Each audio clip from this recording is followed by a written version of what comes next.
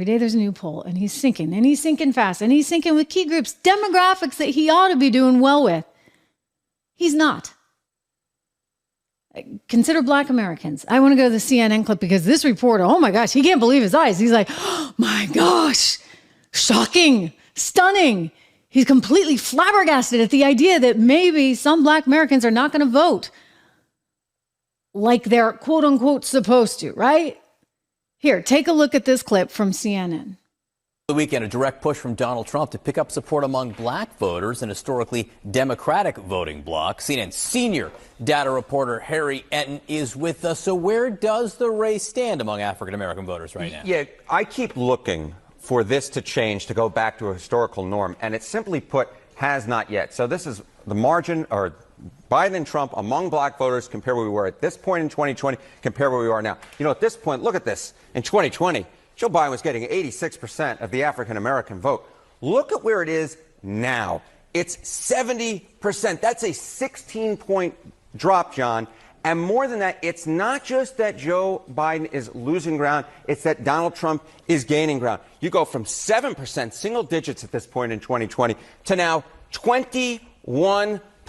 And again, John, I keep looking for signs that this is going to go back to normal, and I don't see it yet in the polling. If anything, right now we're careening towards a historic performance for a Republican presidential candidate, the likes of which we have not seen in 6 decades. And when you dig into this number here, what is the makeup of that number? This is where we get very interesting. So I decided to dive deeper into the crosstabs, figure out where is it that Joe Biden is truly struggling among Black voters. All right, so this is Black voters, Biden versus Trump margin. Look at Black voters age 50 and older, and you'll see, look, Joe Biden was leading amongst this group at this point by 83 points back in 2020. Now it's 74 points. So yeah, a slight decline in that margin, but nothing out of this world.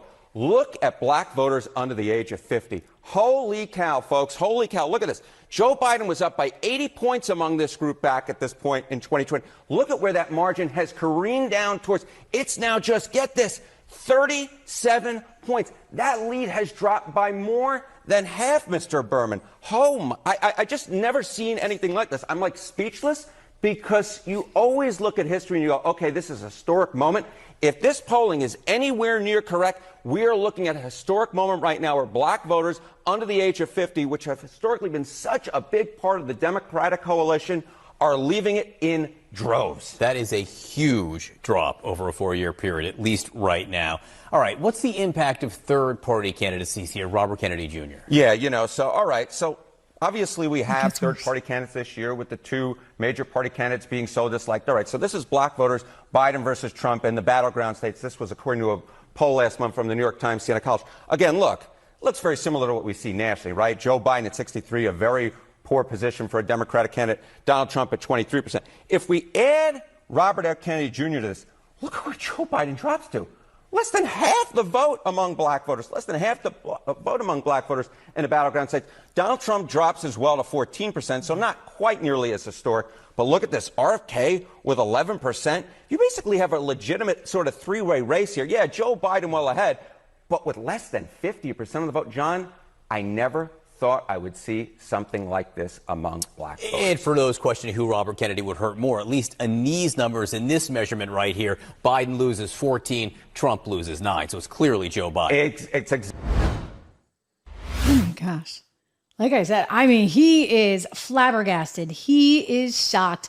He cannot believe it. He cannot believe it. Ladies and gentlemen, I'll tell you, believe it. Believe it. You know what? Because when you give people lousy policy year after year after year after year, and then they start looking at their grocery bill and they're like, whoa, you know, it's at least 30% higher than it was, but I'm not making 30% more money. I mean, people are people. I don't care what color they are. I don't care what sex they are. I don't care what their preference is. You know what? They're people, and they share a commonality in that we all want to be able to take care of ourselves and take care of our families and plan for the future. And the future is going to be more of the same or worse. They're thinking to themselves, every single American, you're thinking it right now. If you elect Joe Biden, guess what? Corporate taxes are going to go way up. Trump would like to bring them down to 15%. They're at 21 now. Biden's like 28%. Trump would like to reduce taxes like overall. He started talking actually the other day at the Business Roundtable about a plan to get rid of income taxes altogether, which is interesting, and replace them with tariffs.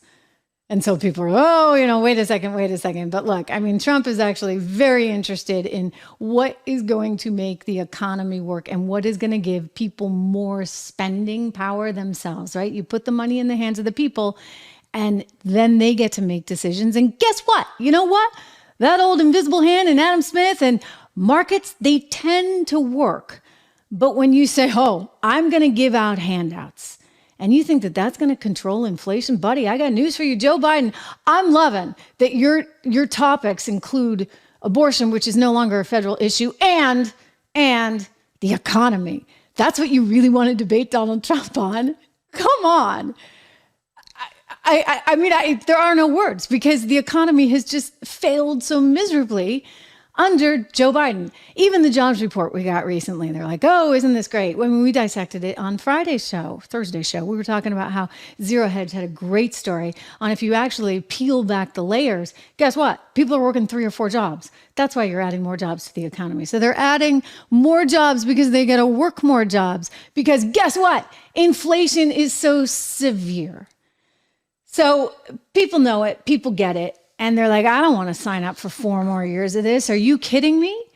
And so now, as you look at the faltering poll numbers and the shock at CNN, they haven't ever before seen this. It's a historic move. Yeah, you're going to have a historic move where I would not be surprised if Joe Biden loses. And not only does he lose, he actually can change the demographics. Trump can change the demographics, but it's Biden's fault. For the Republican Party, for the foreseeable future. I mean, it's happening. It's happening in real time.